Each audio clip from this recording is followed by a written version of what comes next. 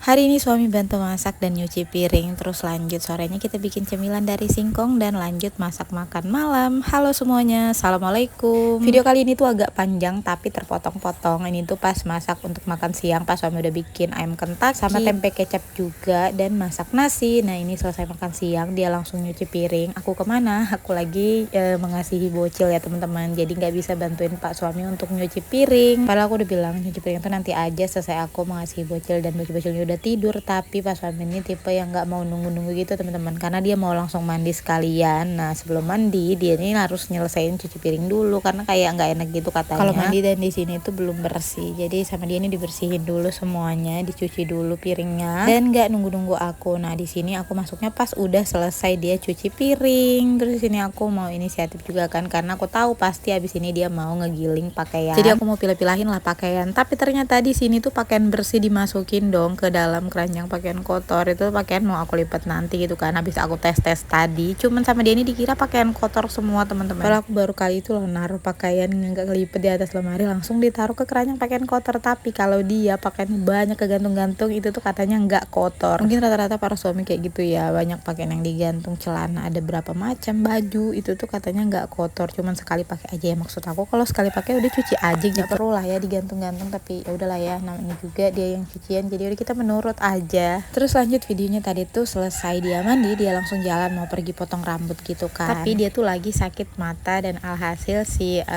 mas-mas barbershopnya tuh nggak nerima gitu, jadi nggak mau motongin. Jadi udah dia belanja aja. Nah, lanjut setelah dia pulang diceritakan kalau misalnya begini gitu, sambil kita nih ngupas singkong yang kita beli di tetangga aku. Awalnya aku bertanya-tanya gitu kan, kenapa sampai dia nggak potong rambut gitu. Terus katanya karena dia sakit mata, mungkin karena sakit mata itu kan nular-nularan ya, mungkin takut kan cukurnya kena juga dan nggak bisa kerja gitu teman-teman. Kita pahami juga lah ya. Dan emang kayaknya tuh bener ya, sakit mata itu pindah-pindahan. Karena awalnya ini tuh dari aku, bukan dari aku sih, dari si Fahira sama Aufar itu berdua yang sakit mata. Terus lanjut ke aku sama Lala pas mereka berdua udah berhenti. Terus ini pas aku udah berhenti lanjut ke pak suami teman-teman. Dan semoga habis ini nggak menular ke siapa-siapa lagi ya. Aku juga nggak ngerti kenapa bisa sakit mata itu menular. Oke lanjut, ini kita balik ke video aja. Nah di sini tuh singkongnya udah aku cuci tadi, terus dibagi dua, satunya tuh aku rebus untuk aku mau bikin cemilan manis dan satunya direbus sama pak suami pakai bumbu untuk dibikin cemilan asin. Kita bikin dua versi karena aku suka cemilan manis dan pak suami suka cemilan gurih dan asin. Jadi di sini dibikinin lah bumbunya. Bumbunya tuh ala-ala dia pakai bawang putih sama kawan-kawannya, aku juga nggak tahu itu apa-apa aja. Terus di sini aku sambil membeli bahan yang lain untuk camilan aku sendiri, nggak aku sendiri sih, makanya kita berdua juga. Cuman aku lebih prefer yang manis. Nah di sini aku pergi dulu, dia juga pesen